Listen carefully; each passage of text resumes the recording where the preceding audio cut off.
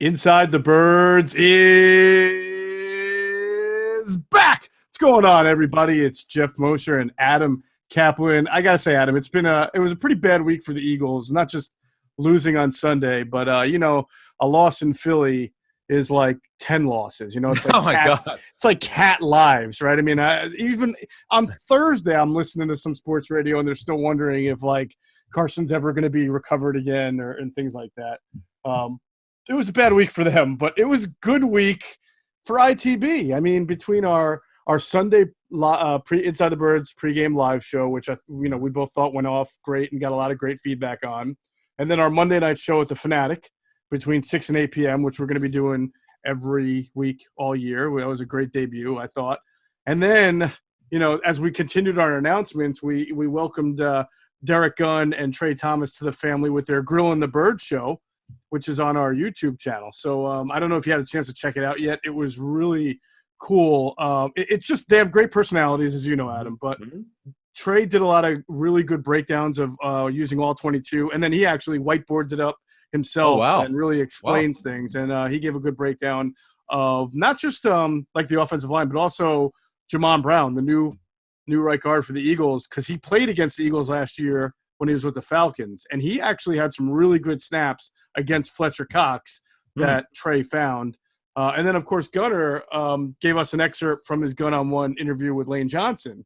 So I'm pretty excited about it. Yeah, it's awesome. Yeah, it's been an amazing week. And by the way, to even cap that off, we've got the Dan Orlovsky interview, Geoff, which we did on Thursday, which you can pick up now. We posted it on Thursday early evening, and to say it was a little bit better than the last one, which was phenomenal, I think is being honest, because as you said on the show, it's pretty funny. You were like, Dan, we didn't think we'd be getting you back here this soon, but it was great. So it was. Let's get back before we move on to the injury updates and the matchups and stuff. Right. Just to give you an idea, last Sunday was our first show. We put it together in 3 days, really. We wrote the script. You led, and we went back and forth in a Google Doc, and I cannot believe how great it turned out. The Rebel Hill Productions, who produced our show, did a phenomenal job.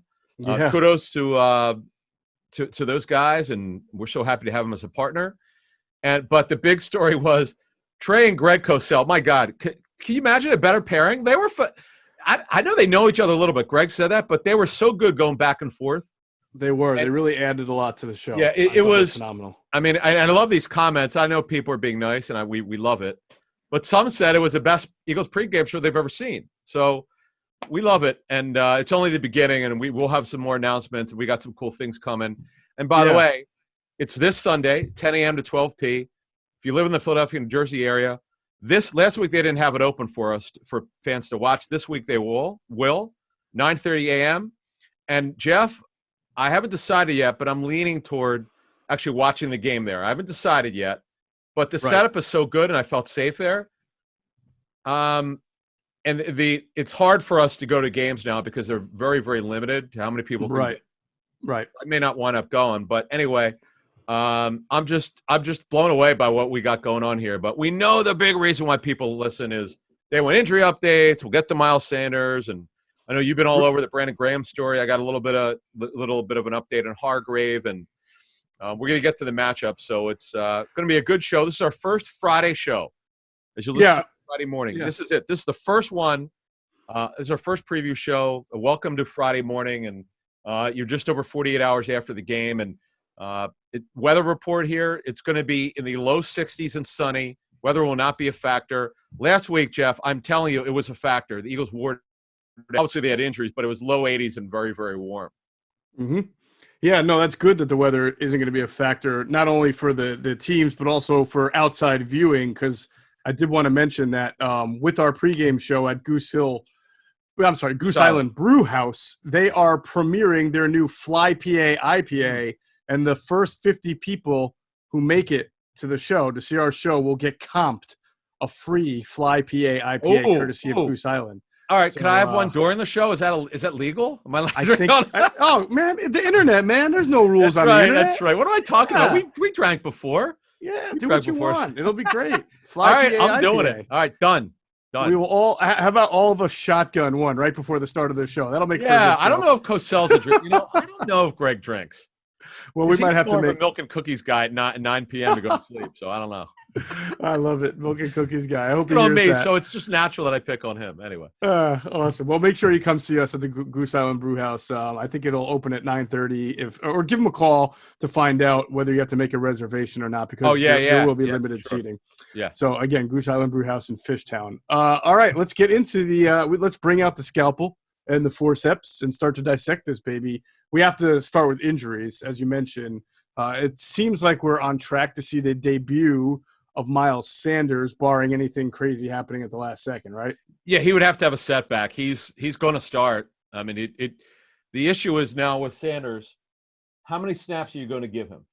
That's the question that they have to figure out. And by the way, the medical staff will be involved because they will decide whether they think he should be on a reduced play count or not. It depends on the hamstring levels of hopefully all the fluid's gone. That's why they needed to wait an extra week. The Eagles knew last week he wasn't playing. At some point they knew because when they had him limited in practice, because my understanding is Boston Scott took majorities of the reps in practice. They kind of knew that. Right. So they were smart to wait one more week, and here you are. He took all the reps just about through Thursday. He needs to get through practice later today and have no issues. But this is good because they need that juice to the running game, Geoff. They were really missing it last week. Yes, they did. They're going to need to score some points to keep up with the Rams. Not that I think the Rams are going to come in here and put up 50, and we're going to get into that a little bit as well. But, I mean, you just need as many dynamic weapons as you can get. All right, so let's have a moment of honesty really quick because sometimes we have sound issues with the pod, right? And we've worked on the popping issue that's happened. But while you were talking, your voice slowly faded away twice. But I noticed by watching you that you're rubbernecking. You have the game on, don't you? Yeah. See, I don't know. You didn't hear it, but I heard you. Oh, Miles, and because I could see you turning your head there, brother. Okay. All right. The listeners now they know. I called you out on that. I can't blame you though. Interesting game between the Browns and the Bengals. See, I'm smart enough to have my device on. I have a device in front of me, so I don't have to look behind me. But nevertheless, we will move behind. It would be hard for me to do that. There you go. So no Alshon Jeffrey, right? I mean, he ain't playing. No, he hasn't practiced since last season. You have a better chance of playing than he does. Yeah, that one's an easy call. All right, Lane Johnson is going to he told Derek Gunn on the Gun on One podcast that he's going to play. And by the way, we're going to have a snippet of the Gun on One podcast on our Sunday Inside the Birds good. Game live awesome. show. So the thing is now really good heart-to-heart talk with Gunnar and Lane there. Yeah, the thing is now that we have this ability because we have a show being produced for television, basically, that you have people who could edit and put stuff in there. So that's good. I'm told Lane looked pretty good. So Miles Sanders, barring any kind of collapse here or setback, should be playing, right? I mean, he's been out there at practice, and I can't imagine any reason for him not to be able to make it. Yeah, he took most of the reps, the first team reps on Wednesday and Thursday, and as long as he does that today and has no setback, he is going to start on Sunday. But the only issue is, and when we talk about their offense, how many snaps does he get? Is he going to reduce count? And the medical staff, Geoff, will tie into that because they know the levels of the fluid that's been in his hamstring. When you have a strain, you stretch the muscles and it builds up either blood or fluid, and they have to kind of figure out where that's at. And they're monitoring it every day anyway. So the medical staff will have an opinion on it, and they'll go from there. And, of course, Boston Scott will back him up. Corey Clement was listed as with a quadriceps injury last week, but he's fine. He's ready to go. That is the running back situation for the Eagles right now. All right. I guess I kind of wonder, is it you monitor him because of the hamstring, or let's say it's his first game action in months and he didn't practice for 6 weeks. I just wonder his stamina and how well he'll hold up in general. Yeah, I mean, it was 4 weeks on Tuesday, I believe. So, and then you go back. He hasn't played in a game since January. There was no preseason. So right. Yeah, you're right. You just wonder kind of game shape if he is he, and I don't know how much he's even gotten hit. So, whatever happens, the good thing is though you're not worrying about like the conditions of the field. It's your home field. Weather you're not worried about. It's not going to be hot like last week. Right. Game conditioning, though, you don't know until you get there. It's a very good point. And obviously they've got Clement, who's healthy now, and they've got Boston Scott, and just getting his juice back in the lineup. Mm-hmm. They're going to have, man, with this is what we've been waiting for. If you watch the Eagles offense, Sanders, one of the best young backs in the league, all that speed on the outside. This is what they've waited for, and we're going to get it. Absolutely. I'm looking forward to seeing that. Alshon Jeffrey, he can't play. I mean, he didn't practice since last season. He ain't playing. No right. chance. So the saga continues with Alshon. Yeah, it's too bad. It's a little weird. I wonder when he's going to practice, though. That's the question. Well, we did detail that he was on the early end of coming back, right? It's 9 to 12 months, isn't it? And he came back at 9? Yes. Yeah. Well, right. When I say came back, he hasn't practiced yet. Right. It's just past the 9-month mark. Mm-hmm. But look, they've said all along he's going to be back before week 6 or mid-season, 6 weeks. So that puts him back. If he plays by the first week of October, he needs at least 1 week of practices for him to play the next week. At least, yeah. Yeah, at least. So yeah, look, they really need him though from a physical standpoint. They definitely miss that possession receiver. I don't think there's any question. All right. Well, I have some theories on that. We'll get into that later. Okay. Offensive tackles. Lane Johnson has told Derek Gunn in his Gun on One pod that he's going to play. But he also admitted, he's hoping to be 100%. He's going to have to see how it feels, but he's definitely planning to play. So, and Jason Peters was a full participant in practice Friday. So you're going to have your normal bookend tackle. You're pretty much going to have your normal offensive line except for right guard, assuming, and I loosely say that, but assuming most likely that Nate Herbig going to get that shot at right guard again. Yeah, a couple things. Lane Johnson, he was limited both days, Wednesday and Thursday. We'll see what he does later on Friday. But I'm told he actually looked really good in Wednesday's practice. Like you couldn't tell that he had surgery. But there's zero chance he's 100% for this game. No way. He had surgery 3 weeks ago, so it's not happening. So he just has to tough it out. I don't know if he'll shoot the ankle up or not, but he's a tough guy, and he'll get through it. And Jack Driscoll, we'll get more into the matchups and him as his backup, but he'll be ready in case Lane has an issue.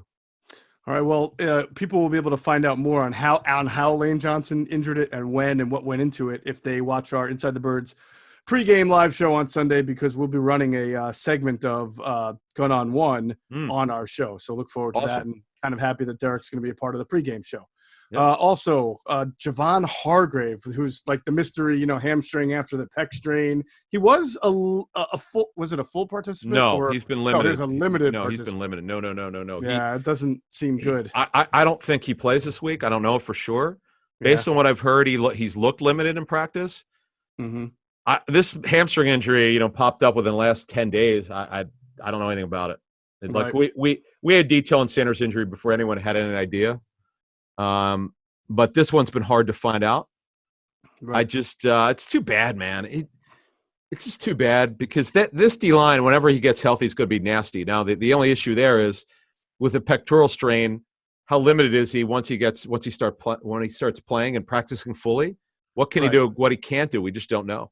Right. So looking at the other parts of the defensive line, I reported on our last pod that there was optimism about Brandon Graham being able to get back on the field, get through the protocol, and be able to play in this game. And it seems like everything so far has followed that path. You never know with concussions. You can have a setback at any time.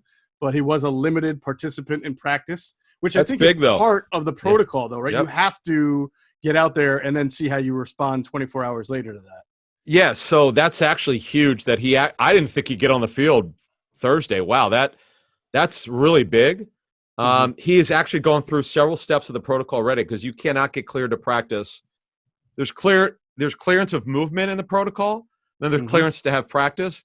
Wow, you had to obviously had a good source on that one because you'd said that by Friday he expected to be cleared. And but look, even if it's Saturday, who cares? It's either you're cleared or not. That's huge. I'll tell you, it's funny. This last game, with Lane Johnson not playing, with Sanders not playing, with Hargrave not playing, with Graham getting hurt, Barnett not playing, and then Driscoll leaving early, it looked like a mash unit, but a lot of these guys seem like they're going to be available. Yeah, no, and then the big one is Derek Barnett, who has been practicing this week. I mean, he's kind of gone from when is this guy ever going to play to looking like he's going to play this week. And I guess the question you have is, does he just go back to being the starting right defensive end when he really hasn't practiced that much since the start of camp and had a couple of ailments here, or does he have to play situationally? But without Vinny Curry, it kind of leaves them in a bind, right? If Brandon Graham plays, and gosh, if he has a setback, then we have real questions, right? But if he plays, someone's got to start opposite him, and it's either going to be Sweat or maybe Barnett or I don't know who else. Yeah, I think if I'm the Eagles here, I'm not playing Barnett anywhere close to full. I mean, it's been 6 weeks now. He got hurt on the first or second day of training camp. And you can't, from a conditioning standpoint, that's not good. You just who knows how many snaps he can handle. So what you do is you're rolling in Jannard Avery. You could play you could play Malik Jackson at end. By the way, he had a great game last week. No one's been talking about that. He was terrific. He did have a very good game. Told his tape was really good. So you do have options to get through this, but where the Eagles just need to find some help is somebody who can make a play. Jannard Avery, who had to play a little bit more than they expected due to the guys leaving. Mm-hmm. Somebody's got to be able to get to the passer other than Josh Sweat, and hopefully Brandon Graham could get there. Yeah, and then we'll also talk about what Jim Schwartz can do in this game, maybe to doctor up a little more pressure. Mm-hmm. Rams, of course, because they're not the Eagles. The Rams only have one injury, unlike the Eagles who have half their team on the list. Tight end Gerald Everett. A little exaggeration, but yeah. Well, I mean, it's just tell me it's bad. Only it's a bad, slight though. Exaggeration. Yeah, exactly. Right. Oh, this is a big one. They only have one guy, but I'll tell you why it's big. Gerald Everett, who's their move tight end, play 12 personnel. Teams have problems because Everett, he's a zone beater. He is one of the best tight ends at defeating cover 3. He's really good at that. A coach told me, he said he's a I can't say the language on this show, although of course I cursed last time. But, he's just really good at beating mid zone, and that's why he's there. Now he had a back injury. Sean McVay, the head coach of the Rams, said he was very sore coming out of the game. They have Johnny Munn, who's a third tight end, who's just a run blocker. Right. The great Tyler Higbee, but this absolutely would impact their ability to play 12 against the Eagles. We'll keep an eye on that. Well, I think that would be a nice, refreshing break for the Eagles linebackers, who I think a lot of people think are going to get they'll kill them. Yes. Oh, yeah. I cannot wait to talk about the Eagles linebackers because not everybody agrees with the assessment they played well, but that's besides the point. Oh, all right. We'll get into that. Hey, check out phlsportsnation.com, everyone. They're always enhancing the fan experience with their coverage of all four Philly sports teams like nobody else. Follow them on Twitter at PHL Sports Nation. Go to their website, phlsportsnation.com. Check out their content, their coverage, and, of course, their great podcasts. For the fan, by the fan. That's their motto. We thank them for being great affiliates. Let's pause real quick for a word from our great sponsors. All right, now we get into the matchups, Adam. Let's start off with Eagles offense versus Rams defense. And as I think to last week when we were analyzing the Eagles offense versus Washington's defense, and a lot of what we were analyzing went right out the window after about 20 minutes of that ball game. So hopefully things go a little bit more according to Hoyle in this game. Carson Wentz doesn't usually have, I think you mentioned this, doesn't really have like usually a string of bad games. So you kind of have to think with Lane Johnson back, Miles Sanders back, another week for the rookies, that things should look a little bit better, right? I can't imagine like a complete onslaught that you saw last week. Yeah, because look, if Jason Kelce, this might have been one of his worst games. Mm-hmm. The guy's a tremendous football player. He won't be a Hall of Famer, but he's kind of right on the like the step below it. That's how good he is. If you just talk to opposing teams that have gone up against him since he was drafted, guy's a terrific football player. He just had some plays he'd like to have back. Usually, he's the type of guy who might have one or two plays that he'd like to have back. He might have had a half dozen or more. Who knows? I just know from people graded the tape, it was not one of his best games. He's got tremendous pride. You expect him to bounce back. Sayamalo to bounce back. Peters did not have a good – he had the worst of the veterans. He had the worst by far of the three. Mm-hmm. And then, Herbig, here's the thing with Herbig. Like, it didn't look great watching it on television, but talking to people graded the tape. He had Wasn't a terrible, lot of good right. snaps, and then he had some where he's just not athletic enough, but he's big. He's a guy that is a backup. You the more he plays, the more he looks like a backup. He did, tell you what, better than anticipated is the word that I got on Nate Herbig, but he's got a ways to go. And Jack Driscoll, we didn't really talk much about him. I'm told he did very well considering everything. Yes. But the issue that he had was this, and this is going to be a problem for him until he gets in the weight room next year. There are plays where he got pushed back because he's not a guy that's got a great build right now. He didn't have an offseason. So once they get him to the weight room next year, and hopefully, obviously, based on everything that's going on in our world, but if they get him in there and weight room in March and in April and May, and he puts bulk on, he probably needs to put on 15 pounds, that's when you start talking about him playing guard. He's not a guard, from what I understand. He's just not strong enough right now. So he could do it if you need him to, but Nate Herbig's much bigger and much stronger. It's just that's the fact. And Matt Pryor we outlined it, didn't have a very good training camp. He's well down the rung of the depth chart. Right. I think at this point you're just hoping the offensive line. I expect it to play better because Lane's in there, but you also expect Jason Kelsey to be better. Hopefully Jason Peters has some better snaps. He's another one who didn't play so great. At this point, you hope that all five guys actually play the game from start to finish. That would be, to me, that's a big key to the Eagles winning this game. That nobody limps off, nobody gets hurt, nobody is playing in so much pain that they're a turnstile, because they're going to need it. The one difference between Washington and the Rams here, Adam, I think as far as a fierceness is, the Rams have the better overall player in Aaron Donald. He's clearly better than maybe anybody who's playing the game at that position right now. But I don't think the Rams have the same depth of pass rusher that Washington had. I mean, Washington was throwing Ioannidis as a backup out there, and he was getting pressures, and he's like their sixth best, right? You got Chase Young, you got Kerrigan, you got Payne, you got Allen. So you got a lot of pretty good players there. After Aaron Donald, I feel, I know they brought Leonard Floyd in. He wasn't great in Chicago. Samson Ebukam is one of their linebackers. Okay. Doesn't really rush the passer a whole lot, right? I mean, I don't look at this team and think outside of Aaron Donald that they got a lot of great pass rushers. Yeah, well, Floyd and Ebukam are their outside linebackers, and they're 34. Right. Now, the difference is that Brandon Staley is running more, I believe, of Vic Fangio's 34 than Wade Phillips. So there's going to be some differences. Actually, Doug Peterson talked about there's some distinct differences in the way that they deploy the personnel. Floyd's the guy's a former first-round pick, but he was obviously a disappointment. He was released by the Bears before his base salary became fully guaranteed in March. Brockers, though, is a tremendous run stuffer. Yes, he is. And the kid, Sebastian Joseph Day's been a really good story for him. He's their nose tackle. Brockers and Donald, but Donald's the guy. Here's what they're going to do. I'm just telling you, you could bet on this one. Donald's going to move everywhere. Wherever they think they have an advantage, he's going to be on the So Nate Herbig. Yeah, well, Herbig, okay. Lane Johnson, I'm sure they're going to test his ankle. Oh, yeah, they'll have him stunting over right tackle. Him, and then Jason Peters, who couldn't move last week, who looked old. Right. So, yeah, I mean, I could certainly see that. I wouldn't completely count out Jamon Brown starting or playing.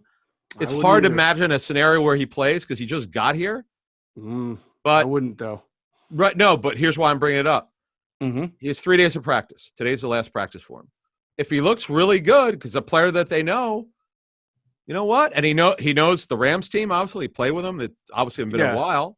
Yeah, no. Let me clarify. I wouldn't rule it out either. I didn't mean to say I wouldn't play him. I absolutely would. Really? I'm big on like a guy who's played and has experience, and it's not like he was signed off the street. He was practicing with the Bears all training camp until he got cut. No, I get that. I get that. But my issue would be knowing the blocking scheme. He's taking the correct steps. Okay, good point. Right, use the proper technique. What's that? You noticed that in the first game against Washington with Nate Herbig out there, even though Herbig was in his second year with the team, they didn't do a lot of what they normally would do with a guard. They didn't pull. They didn't trap with Herbig very much. They didn't do anything exotic because it's his first start, and he's also not that good. He's a backup guard. I feel like with Jamon Brown, his experience, they could execute some of those more, I don't want to say more exotic because you're right, he just got here, has to learn it, but you can pull a guard. It's not like I'm sure he's done that plenty of times. He was with Atlanta. They do a lot of zone blocking. He was with Chicago this summer. They do a lot of that stuff. So I just feel like he'd give him a pretty good chance to be a better offensive line. Well, I put it this way.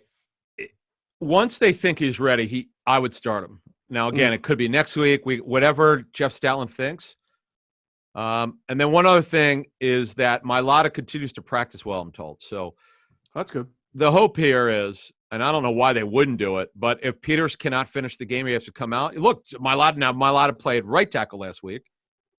Did okay. He had a couple of really good snaps, but he's really a natural left tackle, not a right tackle, although he could play both. To me, if something happens with Peters, he's got to come in, and they got to stop worrying about, oh, he hasn't really played. He's new to football. This is only his third year playing football. Who the hell cares? Either you like the guy or not. As you correctly said, and I wish I would have agreed with you 6 months ago when you said it, or 8 months ago, it's time to turn the page to these younger players. As I talk to other teams, Geoff, they're more fearless in some way Peterson is or Stoutland is. Definitely. With younger players. No, I love that he likes Driscoll. That's great. We all know he loves him. And Herbig is a great story to make an undrafted free agent. But Mailata is so much more gifted than these guys. At what point do you just say caution the wind? Enough already. Just put the guy in. I'm with you. It's funny because they're so maddeningly inconsistent sometimes where they do rely on these heavy, experienced players and they don't turn the page. And then they go out there and play Nate Herbig over Matt Pryor all of a sudden, and the guy's never played in a game in his life. So it's like, oh, well, wait a minute. Hold on. We're not advocating taking a fringe roster guy and all of a sudden starting him, but I digress. I want to move on to how they might use Miles Sanders because he's been such an important weapon in their passing game. And I noticed that when the Cowboys played the Rams last week, Zeke Elliott did some pass catching there. He caught 3 balls for 31 yards and a touchdown. Oh, that catch was beautiful. Yeah. Exactly. Yeah. And then Pollard, the backup, had two catches for 22 yards. So they had 50 yards and 5 catches out of their running backs. And I started to think, for the Eagles and Miles Sanders on that. Yeah, this is actually, I think, where they can make their money, assuming Sanders is technically 100%. Like, he feels great and they shouldn't restrict him. Miles Sanders is probably one of the best I would say, explosive pass catchers. To this date, I was blown away with the way he caught the football last season, his explosiveness in space. Right, exactly. So they ought to take advantage of that. That's one area. Wheel routes, you could run them, a 9 route. There's certain routes you could do with them because the guy can straight line speed is terrific. I'm going after Micah Kaiser, who's not a bad player. He's a 59. You'll see him in the game. Who will probably be in on nickel. I'm going after their linebackers. They don't press me in coverage, from what I understand, and go after them. I totally agree. Great point. Yeah, no, it'll be interesting to see. And even if you're not playing Miles a lot, you can pick your part. You can pick, situational times where you think you can exploit him against those linebackers. One thing that I'm also really curious about, Adam, is Eagles tight ends. That's obviously the tight ends are the possession receivers for the Eagles, right? So the Rams have a very versatile piece in Jalen Ramsey, who is when he's doing really well, and last year he struggled a little bit, but when he's on, he's a lockdown corner. But he's also big enough to play safety or at least match up against tight ends. Makes me wonder if maybe you'll see Jalen move inside. Jalen Ramsey, that is, move inside on Zach Ertz or Dallas Goedert and let whoever their second cornerback is take their chance with a rookie on Jalen Reagor. So right now, I think the bullseye's got to be on Dallas Goedert. Why do I say that? He had his breakout game. He was incredible. His run after the catch is just phenomenal, particularly this last game against Washington. So if you're the Rams and you're Brandon Staley, their young defensive coordinator, you have a choice to make now with Sanders back and Deshaun Jackson. And Reagor, I'm told, by the way, came out this game real well physically. And Hightower. Now, Hightower had a bad game. Not only did he have a bad drop, that interception was not on. From what I understand, it was actually on Hightower on the route. Yes. So he needs to bounce back, but he could fly. The Eagles could see, to me, and we know that they're a 12 personnel team more than anyone. With everyone there, I'm going to play more 11 than I have in the past. I don't think when you look at their cornerback, okay, Troy Hill's a nice story. He's an okay player. Ramsey's obviously great. Darius Williams, they got off waivers from the Ravens. David Long was a third rounder last year. You could win with your speed against these guys. Depending on how, you'll learn early on for the first series how they're going to use Ramsey, where he's going to line up and who he's lining up against. Once you have that book, then you start figuring, okay, here's how we're going to use these guys. Here's how we're going to use our speed. Last week they missed on some big plays, particularly Rager for a 65-yard touchdown, which you and I outlined in the last show. That was on Jalen. Right. He knows now. He's just got to run the route. So finish it out. And then that throw, by the way, I'm told was right there where it's supposed to be. Believe it or not. Of course, when we watched the game, like, oh man, what was he doing? Wentz way overthrown. Nope. No, so that's on I'm going after him. I'm not going to be bashful just because it didn't work. And I love your idea about the screens and tunnel screens, everything you can against their aggressiveness of that 34 defense. Well, I think this is the week, Adam, where you got your normal offensive line back, at least most of it, right? And you've got Miles Sanders. You have to make Jalen Reagor a move piece, because if the Rams decide not to put Ramsey on Ertz or Goddard and keep him outside on Reagor, that's going to be a tough day for Jalen. He's, the rookie. I know he won't back down because he's very confident, but it just gives you all the more reason to want to take a movable piece like Reagor and line him up, maybe slot, maybe backfield, maybe even have Jalen Hurts active this week and try something there. But I definitely would be surprised. Last week, Reagor was mainly, I think, at the X, and I would be surprised if this week, especially if Ramsey's going to be out there, that they don't try to move Reagor around a little bit for a better matchup. He's only one player. It's like when Revis was on the field, okay? Who else are you going to go after? And obviously, Rex Ryan ran a different defense. It wasn't just about Revis then. They had great talent then. Right. But I'm finding a way to get other guys freed up. And whether it's Goddard, I'm interested to see how they cover Goddard. This is Blake Jarwin tore his ACL against the Rams, so it was the Cowboys tight end. So I wouldn't use that game as an example. But I'll tell you what, the Eagles did great in those two games out in LA in 17 and 18. I was very surprised with the success that they had in not in 17, because that was their Super Bowl year when Wentz played out of his mind. That was unfortunately the game he got hurt. But even in 18, they played at night and they really handled them. And Doug Peterson, this is the thing. This staff is mostly back from 18, other than Mike Rowe and a couple other guys on offense. They kind of know how to do it. Although the scheme has changed a little bit under Brandon Staley. They know the personnel really well, and I expect them to not be bashful and attack it. Well, before we move on to defense, Adam, one reason why the Eagles have played well against the Rams and scored a lot of points against the Rams is because they've had a really good plan for Aaron Donald, and I've seen it with my own eyes what they've done, because Trey Thomas has spent this week breaking it down and sent me the clips, and it's going to be a big topic of discussion on the Inside the Birds live pregame show Sunday. So I want everybody to check it out because you're going to learn something about how the coaches have schemed to get past Aaron Donald, who has not really, torn the Eagles up. No, the last game, make sure. Yeah, they neutralized him big time. I remember picking the Rams on that one, because that game, and for the life of me, I don't know why Sean McVay came out trying to run the football. And we know the Eagles have one of the best run defense. No, you come out and throw it, man. That was very bad tactical decision. Right. It's all about matchups. Where's the team weak? Well, the Eagles that season, the way you beat them is you throw the football. And we'll get to that side. It's a matchup, but I do.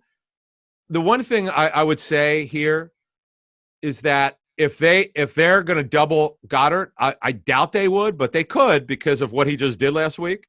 Now it's on tape. I'm getting Ertz the ball. Ertz is going to win anyway because he's a great route runner. But I'm getting idiotic. That would be idiotic to double. It would be idiotic to double Dallas Goddard. I wouldn't do it. But you don't. I wouldn't do it. But I'm sorry. You just don't leave Zach Ertz singled. I mean, he's still the better route runner. I mean, a lot of what Dallas does. Yeah, but I don't agree with that because Zach, you don't want. He's not a run after the catch guy. He's just he's going to win anyway because he's a great route runner. Goddard is the guy who really hurt that Redskin, whatever they're called, Washington defense. It really did. I'm so interested to see what happens, what kind of attention he gets from defenses. I mean, his run after the catch, Geoff. Oh, it's he great. Looked a little Gronk-like. No doubt about it. But heck, if I'm Zach Ertz, I'm happy if they're doubling Dallas. Oh yeah, I'm get it to him. That's what I meant. 10 to 12 catches in that game, right? Yeah, absolutely. If they double him, get it to him. This is a great tactical game. Brandon Staley, by the way, was a up-and-comer from college football. I think it might have been Western Kentucky. Anyway, he was a guy that became a position coach with the Bears, learned under Vic Fangio, and went with him to Denver for a year. And now he's the Rams a DC. He's a young guy. And this if the Eagles protect Geoff, I expect them to, and I know fans don't like this because the run truthers want them to run. They'll run more because Sanders is back. But if he's not successful, it's bombs away. They're not the receivers are healthy. Right. Jax is, I mean, people want him to play more, folks. It's not about playing more. You need to find a way to get him the football. Right. I cannot wait to see the tactical because they haven't had Jackson against the Rams. So this is going to be fun. Yeah, it's going to be really interesting. I'm just definitely interested to see how the game plan might differ from last week. Let's flip the script here. Sure. Because you mentioned about all the passing. I mean, Jared Goff versus the Eagles secondary here. Goff did not have a great game against Dallas. They did win, but his numbers didn't. Greg Cosell said he actually played pretty well. I talked to Greg. His passer rating was, I mean, I know stats can be deceiving, but he was only 20 or 31, and his passer rating was 79.4. Yeah, he thought the tape was pretty decent. They probably left some points on the field, but okay, so from a tactical standpoint, yeah, we know in the years past, the way you beat the Eagles is you throw it. That's an obvious one. Well, now with Slay on the field, there's not one guy you need to cover, but what they have is Robert Woods, one of the most underrated receivers in the league, who's up for a new contract. He wants one. It sounds like it's going to get at some point in the next few weeks, possibly. Josh Reynolds, who they did shut down a couple years ago really well in 18. He's on the final year of his rookie deal. He's a big receiver at 6'3". Kupp, who just got his contract extended. He's the slot receiver. Yeah. Van Jefferson's cutting into Josh Reynolds' role. He's Sean Jefferson's son. Super mature kid. Terrific route runner. He's just not explosive. But when it's thought to believe that they won't re-sign Reynolds and Jefferson will take his job. But here's the question for the Rams and Sean McVay. Now with Slay there, and they know Avonte, if I recall correctly, Avonte Maddox played great 2 years ago against them, I think. In fact, I remember him matched up on he got matched up on Reynolds in the red zone, and he stopped them. I remember him playing real well. Right. But the Eagles, with Craig James on IR, they were probably signed Trevor Williams as my guess off the practice squad. They don't have a choice. They have to. They don't have a backup outside corner. So they have to. I'm going after Trevor Williams all day. Anytime he's on the field, I'm going after him. And Maddox is, again, 5'9", and an old friend, Nickel Roby-Coleman, 5'7", 2/10 of an inch. Kupp's about a half a foot taller than him. Yeah, that's the matchup I'm worried about right there. Yeah, and obviously they know each other. This is going to be fun because I'm sure they obviously went together. They matched up together in practice with the Rams. So these matchups heavily favor the Rams.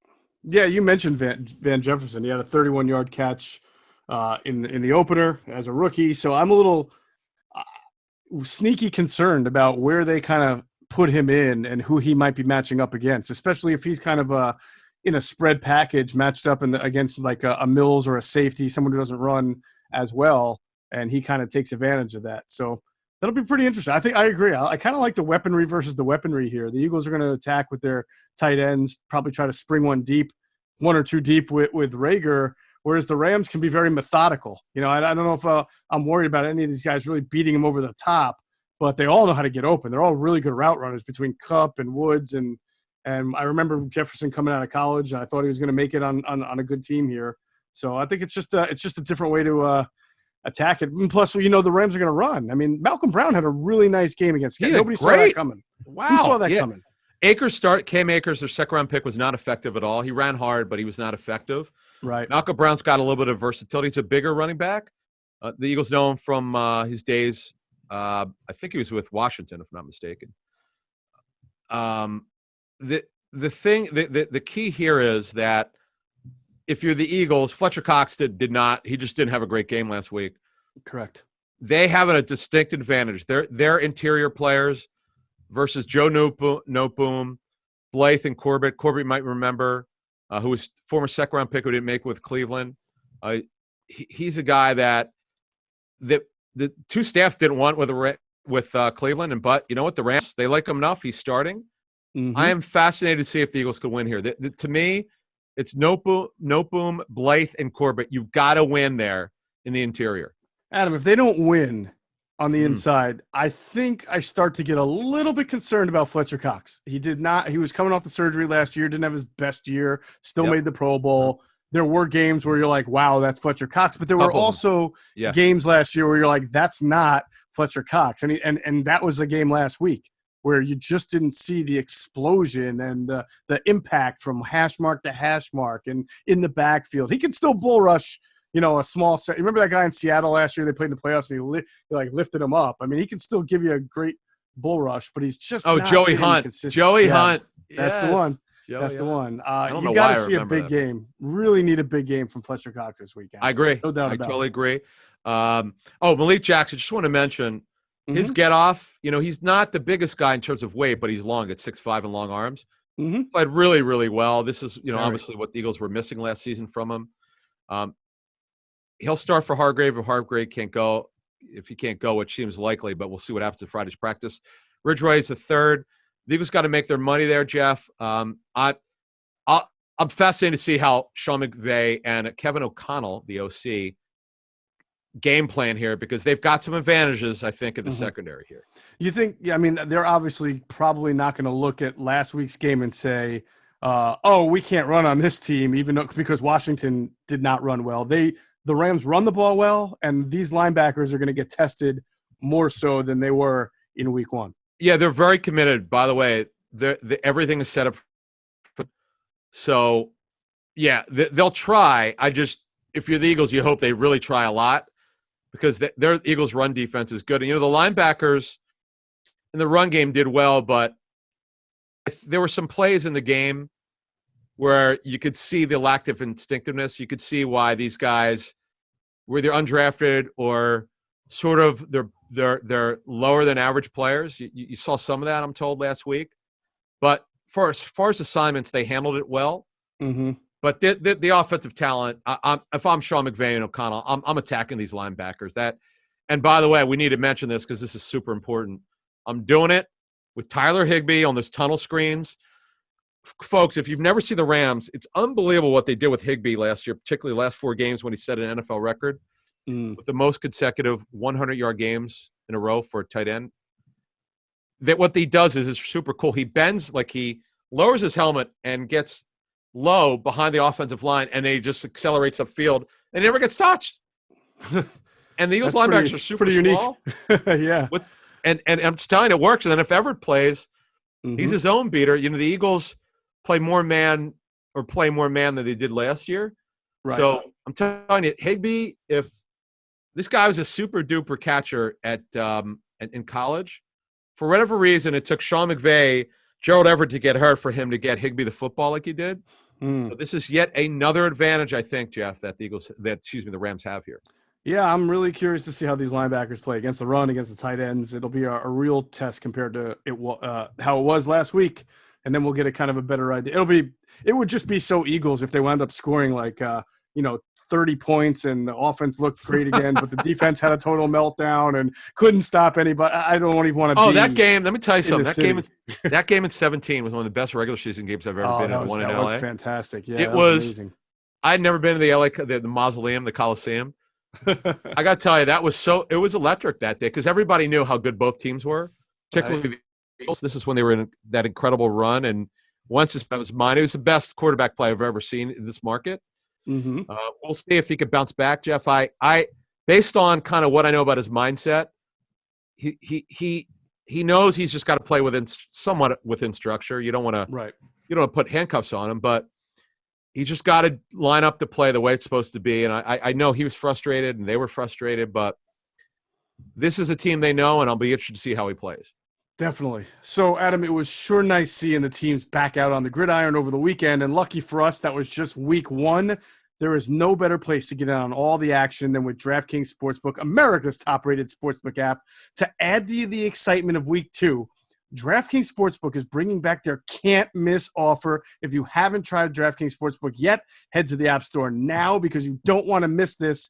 DraftKings Sportsbook is giving all new users the chance to turn $1 into $100 when they bet on any team. That's right. You can place $1 bet on any team, even the Jets. And if that team wins, you cash a cool Benjamin. How could you pass that up? If you're new to DraftKings Sportsbook, head to the app now to scout their latest offers. Bet with DraftKings Sportsbook, a sportsbook that goes wherever you go. DraftKings is safe, reliable, and secure, making it easy for you to deposit and withdraw your money at your convenience. So download the DraftKings, the top-rated DraftKings Sportsbook app right now and use promo code ITB when you sign up to get this can't-miss offer. Pick any team during week two, bet $1 on them, and win $100 if they win. That's $1 to win $100 when you use promo code ITB during your sign-up. And that's for a limited time only at DraftKings Sportsbook. Got to be 21 or older. New Jersey, Indiana, or Pennsylvania only. Eligibility restrictions apply. See DraftKings.com/sportsbook for details. Gambling problem? Call 1-800-GAMBLER. Or Indiana, 1-800-9-WITH-IT. 1-800-9-WITH-IT. All right. So before we kind of like really get into the game, Adam, I want to remind people one thing. We did relaunch our Inside the Birds Daily Fantasy League on DraftKings. Oh, yeah. Had an issue with it last week. It's all set this week, so you can find the link on our Inside the Birds Twitter or Facebook accounts, and you and I will probably tweet it out one more time, too, from at Caplan NFL and at Geoff Mosher NFL. And, look, come see if you can beat me or Adam. I think I'm looking forward to it. I'm looking forward to this because there are only 50 spots, and there were over 30 taken as of Thursday night. So get in there. It's how much is it? $5 a week or something? What is $5? it? $5 contest. Yeah, but if you win, we got weekly prizes, and we have a season-long champion who can win a bracelet courtesy of Rosnov Jewelers. Championship bracelet. So. Okay, great, awesome, man. We love our sponsors, man. It's awesome. Absolutely, and make sure not only do you enter the league, but you got to make sure you also enter the contest itself. So let's talk about this game just from a peripheral level real quick. They've tended to be higher scoring games, but they've also both been on the road in LA. I'm talking about in the Peterson-McVay era here. What do you see? The Eagles play a different style of game when they're at home. So how do you see this game kind of unfolding? Yeah, of course there are no fans there, which is sort of interesting. I see. It's funny. Last week I thought relatively low scoring. Well, it sure looked like that when it was 17-0, and it looked like there's going to be a blowout. Washington wouldn't do anything. Right. But I'll tell you what, I think it's actually going to be high scoring. Weather will not be a factor. The Rams, by the way, they're out east again next week at Buffalo. But I like sort of a high scoring game, above medium tempo. I think that, as we outlined, I think the Rams are beatable in the secondary. The Eagles have some issues at linebacker. I know that the Eagles will struggle against their tight ends, and I think they'll attack them. Maybe the screen game from Malcolm Brown and Cam Akers against those linebackers. They're just plays here to be made, and I think it's a mid-20s game for each team. Yeah, I think the Eagles' offense, Adam, is going to look a lot crisper and a lot cleaner. And I know you sensed this because we talked about it, but Doug was not a happy guy this week in his press conferences. Yeah, why do you think already? That? Well, I think he's a little. I would imagine that he's annoyed about how much he's been questioned after one loss because he mentioned to the writers about we lost as you so eloquently wrote. I think is how he said it. Oh, I didn't. And he was terse with some of his answers. Yeah, and, very. I think he just wanted to scream. I had two rookies starting on, or two new guys starting right and left, right guard, right tackle. I didn't have my running back, and it wasn't exactly as easy as people think. But he kept it in control. But I do think this is going to be a breakout for the offense. Yeah, I just was going to add. I think he was frustrated because the lack of execution on plays that should have been made by. He was not going to call Wentz out by name. Definitely. But just read. I watched it live. I forgot that one line you mentioned, but overall it seemed like he was fed up with the criticism when he thought there were plays that were drawn up correctly and there was no execution. Right. Lack of execution, I should say. Yeah. So that was probably part of it. But look, I think this has a chance to actually be a pretty high-scoring game.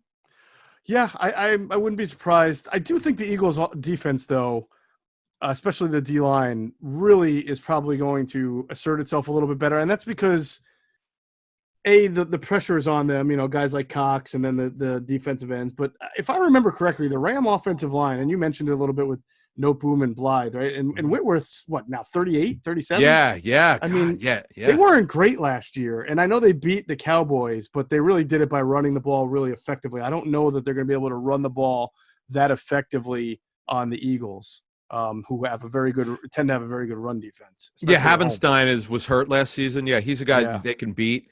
Right. Look, the Eagles, we didn't really talk about Whitworth or Havenstein, but they definitely have an advantage. There's no question about it. Whitworth turns 39. 39. Wow, 39. Oh my God, Jason Peters and Andre and I didn't really, I did not know that Whitworth was as old as Peters. I thought Peters was older. God, that is amazing. Yeah, Peters turns 39. I think in January. And by the way, Peters, I'm told, wants to play 2 more years. As I mentioned on our pregame show last Sunday, but I'll just repeat it. If you didn't see it. Jason has interest in getting into personnel, folks. He really does. Fascinating. I'm definitely fascinated by that. Yeah. How about that, huh?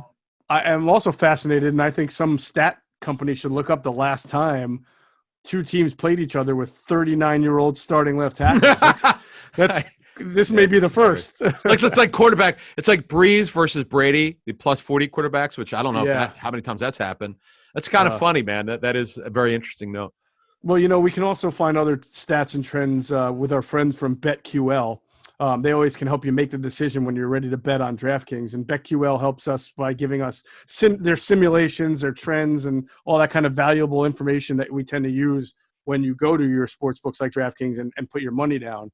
For example, Adam, according to BetQL, over 60% of the money right now and the tickets are on the Rams. All right. So in their simulations that they've done, they've got the Rams winning 51% of the games this year. So with the Rams already at 1-0, it's kind of trending toward the fact that they would probably lose this game. But then you also factor in that we know Doug Peterson has a very good home record and that the Eagles are very good at home. And also that the Rams are traveling west to east for a 1:00 game, which normally does not bode well for the West Coast teams. But last week, we saw Seattle go win in Atlanta, and we saw the Raiders go win in Charlotte, right, beating the Panthers. Barely, but yeah, you're right. Yeah, you're right. I mean, it happened. Yeah. But Sean McVay, according to BetQL, is 18-7 as head coach of the Rams when on the road. That is an impeccable road record. Wow. Right there. All right, so that's some really good information that you got to use when you go to DraftKings. So when you go to DraftKings, Adam, the line says, and I warned people about this. I warned them in our last podcast. The Eagles 3 days ago were not favored to win, and you could get them at plus 104. So if you were really confident in an Eagles bounce back, you could make double your money, right? But now the line has moved on DraftKings. The Eagles are now favored by 1 at minus 107. So I think that, and I told people to get on it early when I saw that the Eagles were underdogs, and now you can't jump on the favorable odds early. But still, Eagles minus 1, and the over-under number is 45.5. So what do you think? In terms of, what's your pick? I'm of course on Sunday's show based on person who's inactive and not inactive, which by the way was major. I would say that I'm going to pick the Eagles here because of just Doug Peterson's ability to get the players' attention, to get them to play well. As you said, it's their first home game. The Rams have to travel. They'll be on the East Coast time zone. Sean McVay actually talked about that Thursday and the challenges of it. But I just feel like the Eagles bounce back here.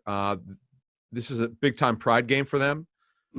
They just got to get it back. And this is an unbelievably embarrassing loss.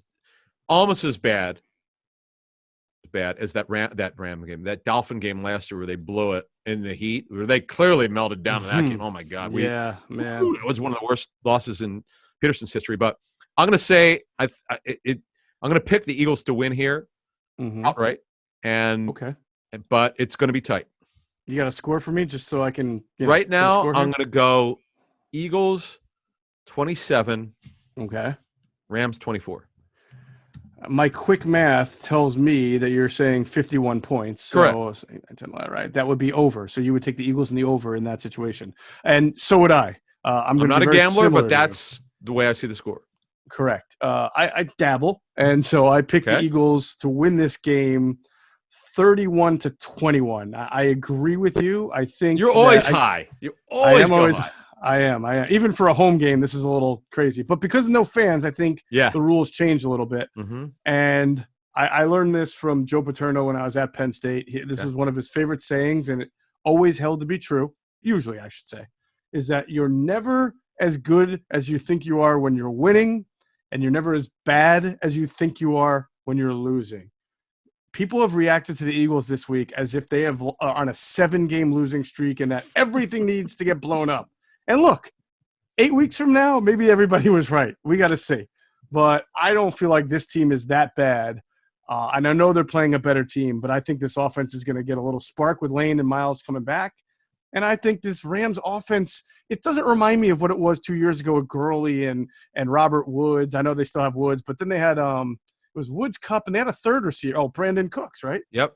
Yeah, it's a good offense, but I think it's lost a little potency over the last year and then going into this year. So I'm not thinking the Rams are going to come in here and score 40 or so points. And I know that Jared Goff can be rattled with pressure. So I'm picking the Eagles to win 31-21. So that would be a total of 52 points. So I'm all about the over in this game as well. And remember, if you want, with BetQL, you can go on to their website and use the promo code BIRDS20 to get 20% off the subscription to BetQL. That's BIRDS20 as the promo code. Nice. All right, so according to Adam and Geoff, the Eagles are going to be 1-1 after this game. But remember, we've got a lot more insight along with Trey Thomas and Greg Cosell. We're going to go through all of the matchups, the injuries. We've got some really, really good in-depth breakdowns. I've already seen them coming up for our next Inside the Birds pregame live show Sunday at Goose Island Brew House, starting at 10 a.m. The gates might be open before that. Give them a call. Come see us. It's going to be a great show, and we look forward to seeing everybody there. That will do it for this edition of Inside the Birds, the leading podcast in Eagles Intel. Thanks again to our producer, Hunter Brody. Check out his work on YouTube. It's called Sports Talk with Broads. And check him out on Twitter, @Broads81. And as always, we thank you for flying with us inside the Birds.